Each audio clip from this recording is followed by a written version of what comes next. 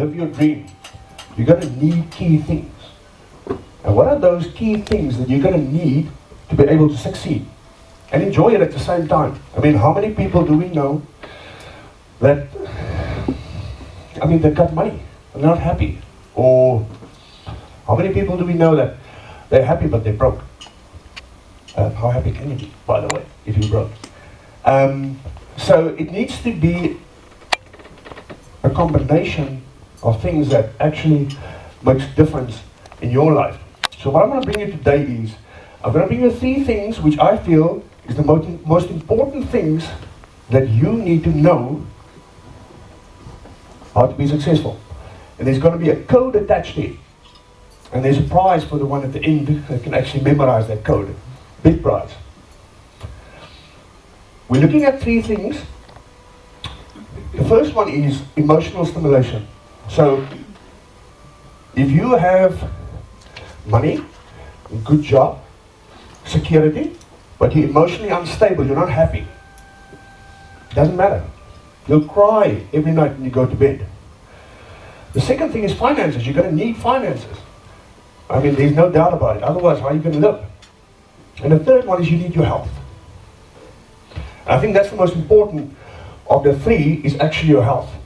Because if you're laying in hospital, you're not going to spend that millions, are you? You're actually not going to be able to enjoy life because you're sick. So if we look at the first one, health.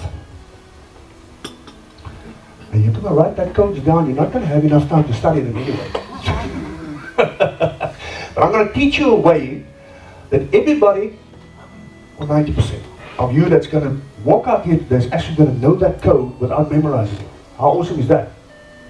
So the code for health is 35260. You thought I was joking? There's really a code for that. 35260 is 35260. So that's how you decipher this code. And I don't care how clever you are, how much money you have, or how much experience, how old you are, if you don't follow this code, at least this code, you're not going to make it. You will die before you wanted to die. Because you'll be unhealthy, unfit. You know, I bumped into a guy the other day when I was in a talk. So he said to me, I don't believe this mumbo jumbo, this mental things, etc., etc. It's not for me. So I said, oh, is that so?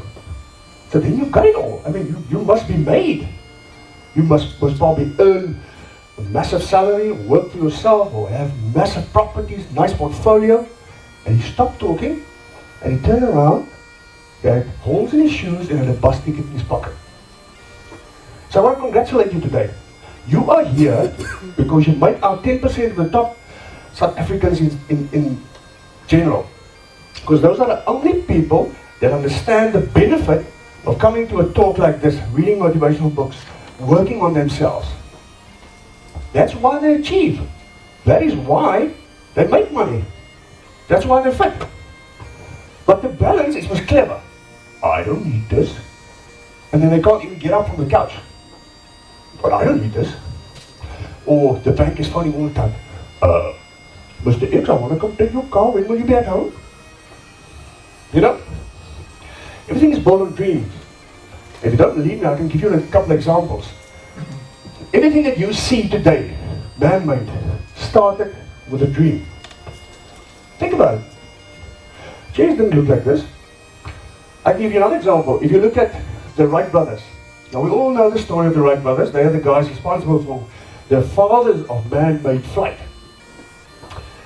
And at the time, as you know, they were bicycle mechanics. I mean, it doesn't gel, does it? They didn't even have enough money. They saved up all their bicycle money that they made, servicing bicycles, and then they went out to a field and they actually tested this whole thing. And they took enough parts for 7 crashes at a time. And the bottom line is that they were bicycle mechanics, had nothing to do with man-made flight, but they were persistent about their dream. They didn't listen to anybody, they didn't have enough money, but they were persistent. And today, and for the rest of our lives or our children's lives, they will be known as the father of the flight. Imagine that, you're sitting in the airplane, about to take off, and you hear ding, ding, ding. Ladies and gentlemen, your flight is slightly delayed due to a technical error, but we got a bicycle mechanic on the wing working on that. Do you appreciate that? No, I'll get up. Get me on this flight. So just think about that. But they didn't stop. After bruises, breakage, money losses, they didn't stop. They continued endlessly. Let me get back to this code. The code is a minimum of 3 days a week, 52 weeks a year, 60 minutes at a time.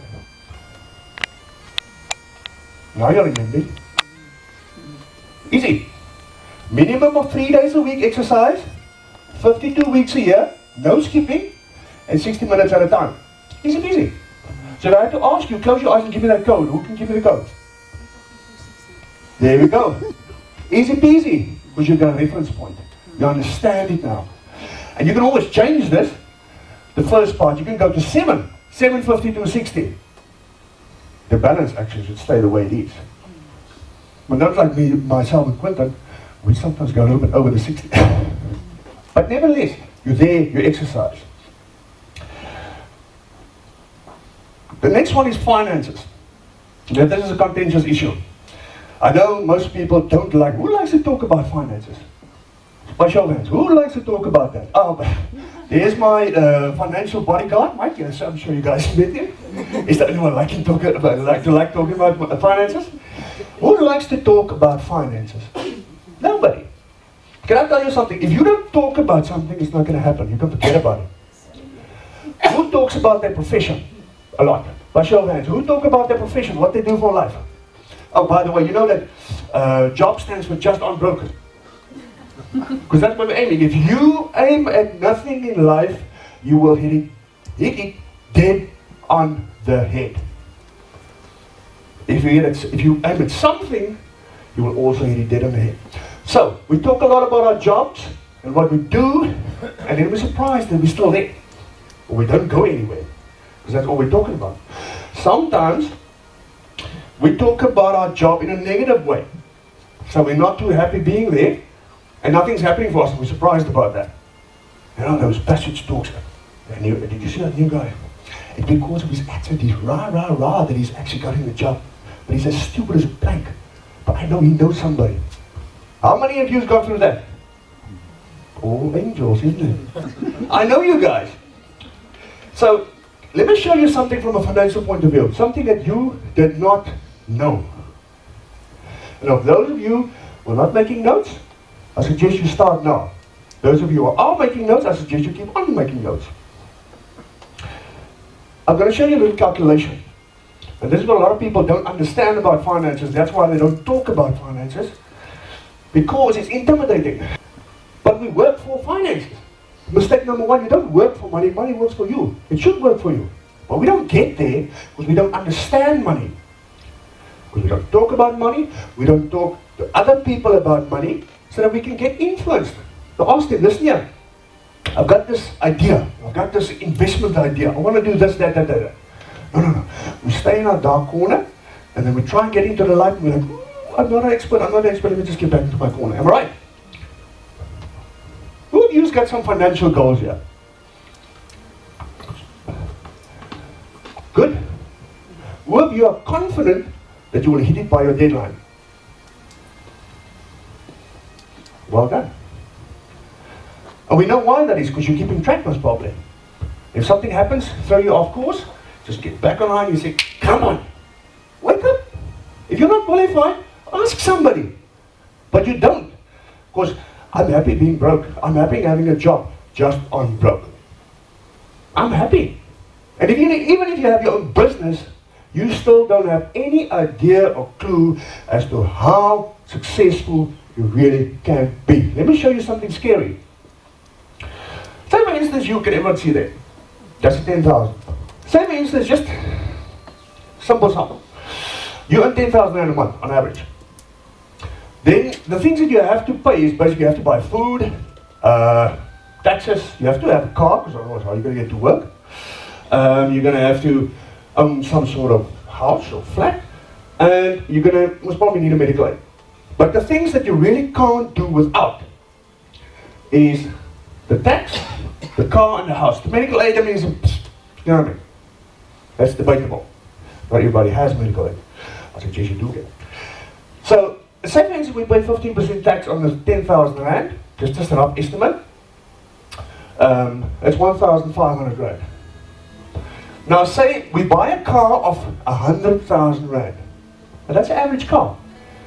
I mean, 90% of your car is worth more than 100,000 rand, am I right? Anything below that you don't want to buy it anyway. Because it's going to cost you more in the long run, or maybe immediately. So the interest, I'm not talking about the capital, I'm talking about the interest on that car. Would be 1,000 rand. Your installment will be 2,000 rand. But your interest in the beginning works out about 1,000 rand. So what happens here is that from the tax, you don't see a benefit. And you might even never in your life see a benefit from the tax. So that is deductible from your salary and you don't really see that benefit. Then the interest on your car, remember you bought the car for 200,000 rand. You're paying the cash of 1,000 rand because that's what it cost. The 1,000 rand interest is what the bank or the institution is making additional. Milking you. Bad mouthing institutions, that's just the way they make money. But you need to know this up front. And then your house. If you buy a 350,000 rand property, which is unheard of, but say flat, you know, some small place for 350.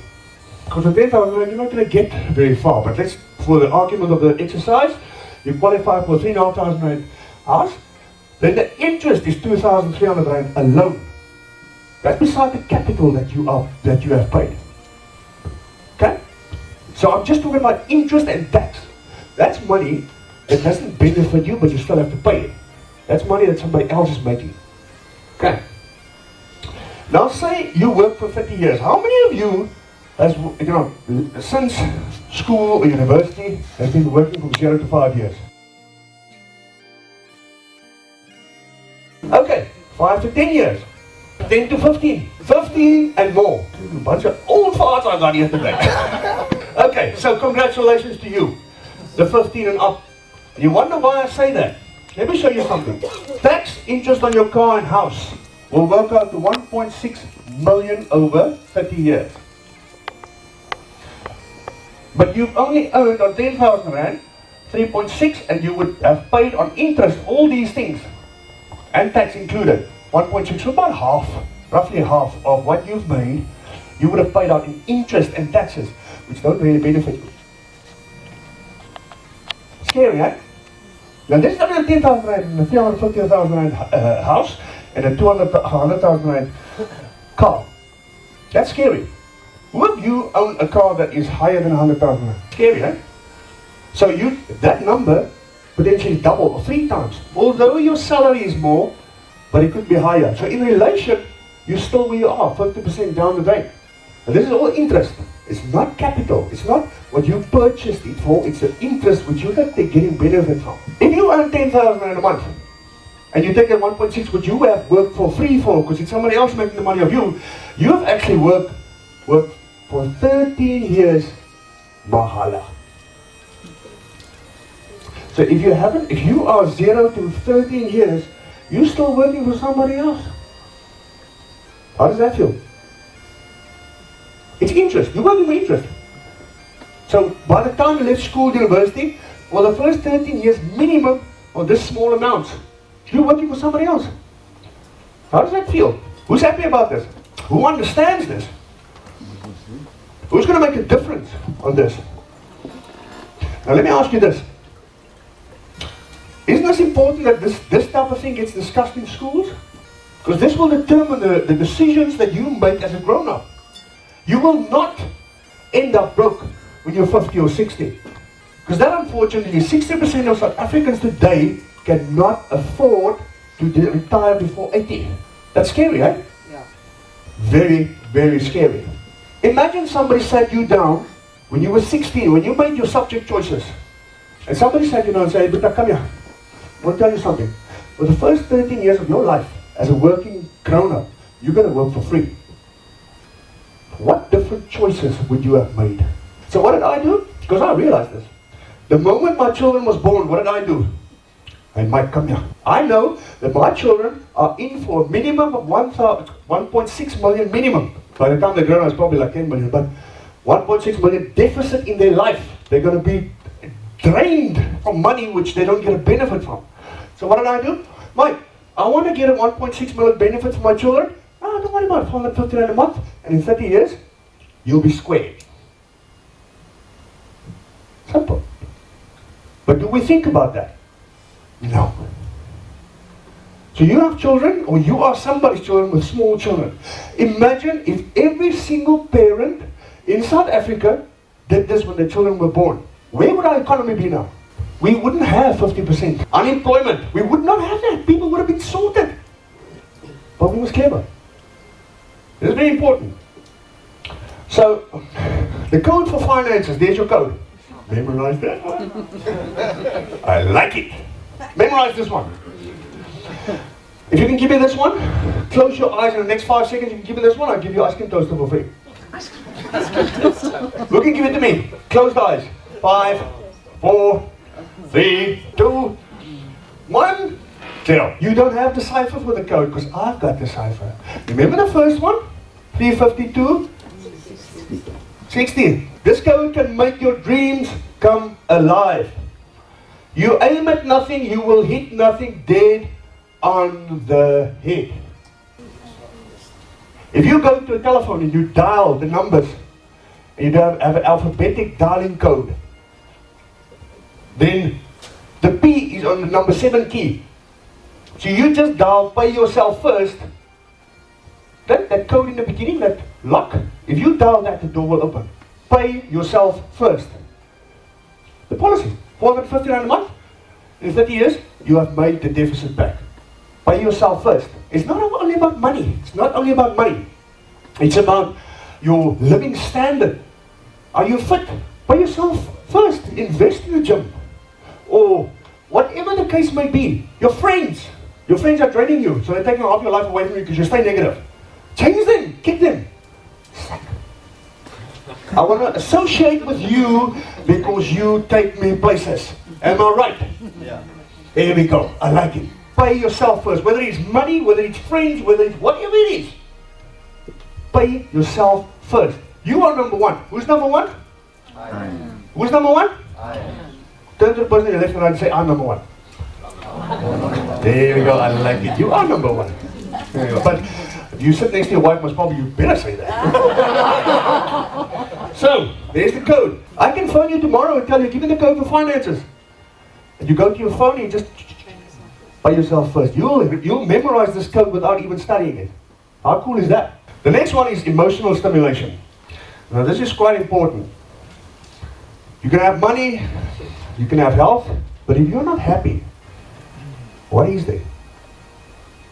Who of you are happy today? Are you scared of being happy? Everybody seems very happy today. So we're talking about finances. Am I right? We're talking about emotional stimulation. And what's the other one?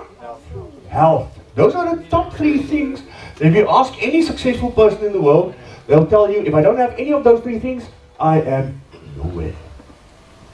So let's look at emotional stimulation. The first one, saboteurs. Thanks, Mike. Saboteurs. So what we do is, we have this brilliant plan. Who's got a brilliant plan? Show me. Who's got a brilliant plan? You aim at nothing, you will hit nothing, dead on the head. You got this plan sitting in the quiet corner, and you think, this is a brilliant idea. You know, I feel so motivated. I walk out here today and I've got it. This man's told me I've got it. And you do have it. You've got so much potential that you don't even know it.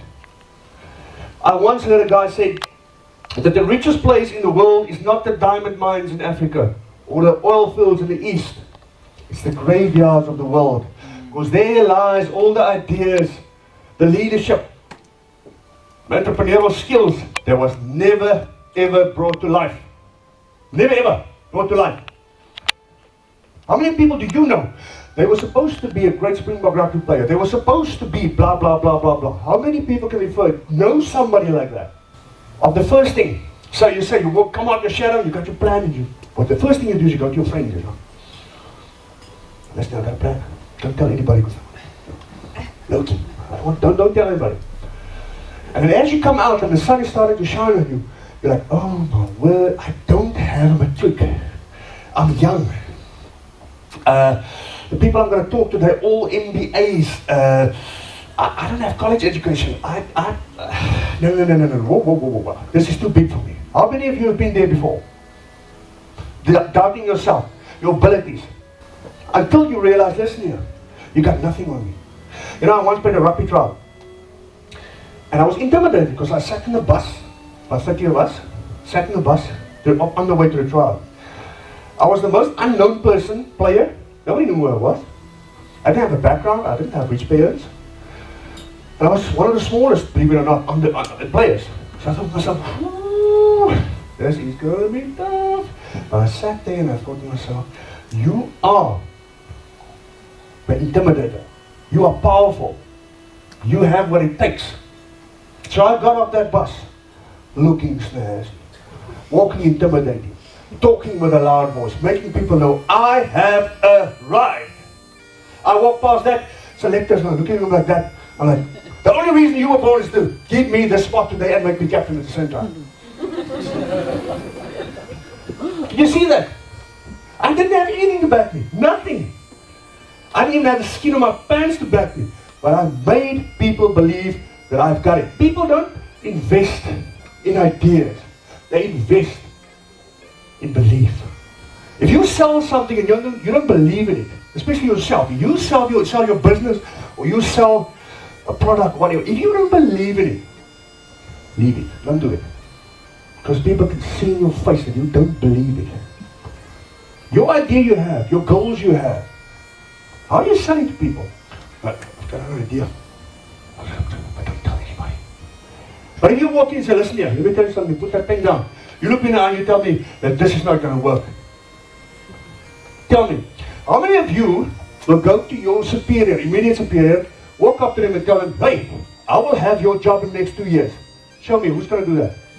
Why don't you do that?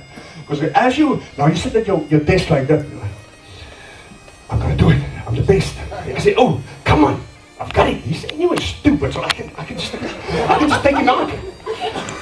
So I get up and I walk like this. And as I go into his door, I go like this. And he's like, yeah, what do you want? He's like, you have a nice day, eh? Am I right? Well, you got this marketing idea, you got this product idea. You sit in a meeting, people talking from a passionate, wow, thing, and they're rah, it's very impressive. And you find a fault with that plan. How many of you has actually put up your hand and say, hey, you don't know what you're talking about, let me tell you what's happening here. Who's going to do that? Because we doubt ourselves. We think we don't have the ability, but you do. You are special in so many ways. You got so much potential, you got so much influence. You don't have the ability to outlive your potential in 100 times your life. Do you know that? Can I prove that to you? Let's just take this morning. Is there anything this morning that you think you could have done better? Even if it's brushing your teeth. Is there anything, a small thing that you think, I could have done this better? Who thinks that? Show me. So that means you've lived sub your standard. You've lived below your potential. The last year, is there anything that you could have done better? Show me. Who thinks they could have done something better? You see? So you pass your potential. 100 times your life. And you will still not reach 10% of your potential.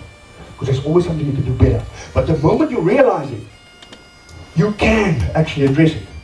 There's the lady there at the back told me the other day. She's starting to see something. I'm talking about the third eye or third sense. It's the ability which successful people have that when they walk into a room, they not only make a statement, but they see stuff that other people don't see. Like, yeah, I'm standing here and I'm seeing money rain. Who sees that? Show me. It's in your blood, Mike.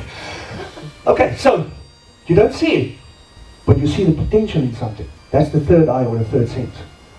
That's when you start to see money rain when other people don't see it. So think about that. When you look at something, this is a projector. Don't just look at it as a projector. See the potential. There's a saying that says, look at a man the way he is, and he will get nowhere. But look at a man at the potential that he has, and he will succeed. The second thing is the reason why we struggle with the emotional management is fear. So let me tell you something. How many of you have met 500 people in your life? How many of you in your whole life, there's about 50, 60 people today, have met, just by seeing them, greeting them, 1,000 people in your whole life? Okay, 2,000? Yeah, you're a little bit older, you must probably have 10,000. It's good, all good.